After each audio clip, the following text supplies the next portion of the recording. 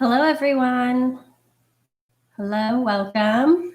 My name is Krystal Neerman. I'm with the Dog Psychology and Training Center. And today's topic we're going to discuss is why does my dog react to some dogs, but one of my places did not go live. Give me a second to figure out what I did.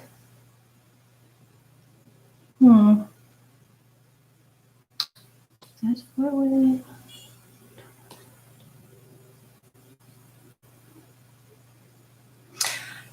So that's going to be our topic today. As always, if you have additional questions that you're curious about or you would like some help with, please just post it in the comments. We love talking about what you guys want to hear. So it's really important to us to be able to provide that for you, but we can't provide it unless you share it. So,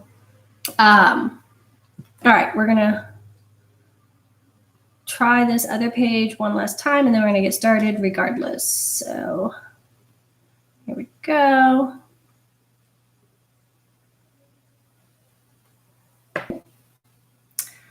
I think we're good. Maybe.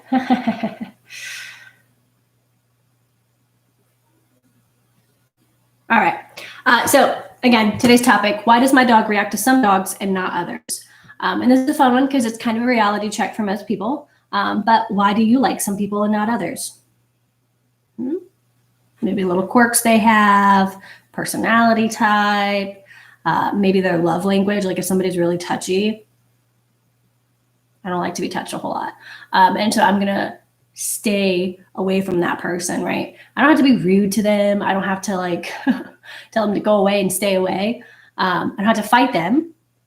But we do find that there are some people that just kind of rub us the wrong way. And so we try to take different paths in life, right?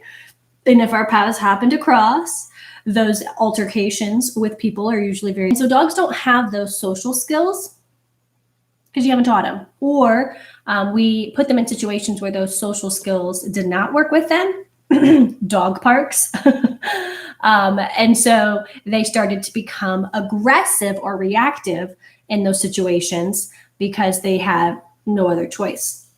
So they think. And I mentioned dog parks because a lot of dogs that go to dog parks are not trained. And so they don't have social etiquette. They are not patient and calm. And so a lot of times the mentality is you just let your dogs go in the dog park and then they'll just run and jump and play with each other. But that's actually really rude. And a well-trained dog is going to see that and be like, whoa, dude, back up. You don't even know my name yet. Like you haven't even like sniffed my behind to say hi yet. Like you're just ready to get all over me. Like, whoa, stand down. And so that dog would feel threatened because the other dog's like, come on, let's play, let's play. And even though that dog may not mean, one dog that's insecure about that situation might have to become aggressive or reactive to get that crazy, happy party animal dog to back down.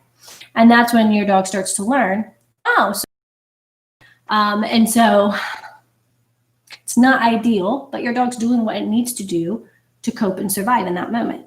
Your job as the owner is maybe no more dog parks because your dog's not a party animal. A lot of dogs that go to dog parks are dog friendly until they're attacked by a dog at a dog park, and then they become dog aggressive, and they have a lot of trauma that we have to work through to help them overcome that reactivity and aggression to dogs. So we're not a huge fan of dog parks at all because they're unregulated. Most owners have no idea how to read their dog or other dogs' body language to know if a fight's about to break out or if a dog's insecure or if there's a bully in the yard. And so it's just a bad situation.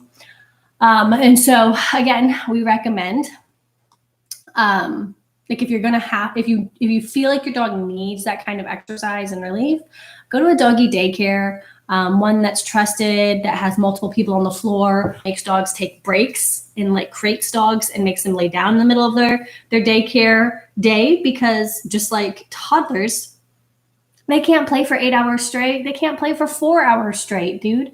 Then they start to get grouchy and snappy, and guess what? Fights can break out.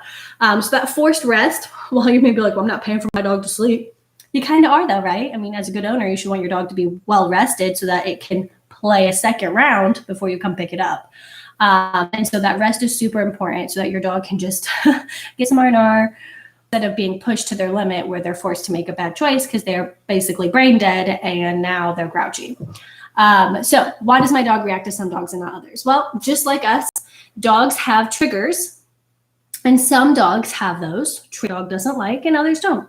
It could be maybe your dog likes small dogs, but not big dogs, or vice versa. Maybe your dog likes little dogs, but not big dogs. Is that what I said? Well, you know what vice versa means. It could be that, you just really have no clue. Your dog's fine until another dog gets in their face and then he reacts. So, okay, he's kind of like me. Social distancing, please. Like even before COVID, I'm not one for somebody to talk to my face right here in my bubble space. Like back up, give me at least preferably like 24 inches. Okay. That's an ideal conversation. Closeness, preferably maybe even a little bit more. Stand perpendicular to me. Don't stand right in front of me. All these things are my preferences. But as an adult and as an older child, when I started to realize these things about me, it doesn't make that person a bad person if they're a close talker, but I can adjust myself and I can use my body to put distance between us and like stand perpendicular to them so that their face isn't right in my face, right? So these are all things that I have learned and adapted, but dogs have the IQ of a toddler. They can't think that rationally. They can't think, well, what if I try something else if this will work? No, they just continue to have tantrums and meltdowns until an adult shows them what will work. And so it is just literally those little nuances and triggers of why your dog likes some dogs and not others. And so teaching your dog proper social etiquette, advocating for your dog, that's your job. That if you see another dog coming that you're not familiar with or that your dog doesn't like, put yourself between that dog and your dog. And that way your dog, again, feels like you're advocating for them so that they know they can trust you to protect them and to maintain that distancing for them so they don't have to be reactive. You can, one of the things we do is start teaching dogs coping mechanisms. So instead of the fight, right, when everybody has the fight or flight stress reactions, instead of that fight reaction, I want your dog to flee. And so teaching them where to flee, or how to flee. So we use their crate as their sanctuary, as their safe spot. So whether it's to other dogs or people in the home or kids that are just annoying them, they can retreat to their crate, get some R&R, and when they feel calm and recharged, they can come back out. But if you're out on a walk and your dog's on a leash, they can't do that, right? And so one of the things that we teach them is to step behind you because you are the leader. You should be the protector. And so they step advocate for your dog and scream at that owner to come get their dog or tell that dog to go home, or depending on the relationship you have. And I'm talking specifically about reactivity, meaning your dog only reacts sometimes. Your dog is not the aggressor or the dog that's hyper reactive to every dog it sees. Okay. This is not the topic for you. If your dog is reactive to every dog it sees or is aggressive, that's a whole nother topic, but it can definitely be helped. So don't feel like just because this topic isn't for you, your dog's hopeless. No, we can definitely help with those little outbursts to help your dog have some impulse control and some willpower on how to deflect that energy and look at you for permission. Is that dog a threat, or are you going to tell me to stand down? So you can have that relationship to communicate and avoid those conflicts. But for reacting, it's very simple. The question we had was, why does my dog react to some dogs but not others? Just like you, like some people, but not others, right? So just consider, a lot of people say, don't treat your dog like a person. And while it's true, dogs are canines and we are humans, and there are different instinctual genetic thoughts and processes that we have, there are a lot of similarities if you break it down to like twerks, right? Like that just bothers me. Like those quirks that person has, it just gets on my nerves. Loud chewers, little things like that person is perfectly fine. They are not doing anything wrong. They're probably a really nice person. I personally have my own quirks, and that's one I can't handle. And so that's why, okay? But as an adult, I'm not rude to those people. I don't tell those people to stop or change who they are. I know it's my problem, right? And this is my boundary.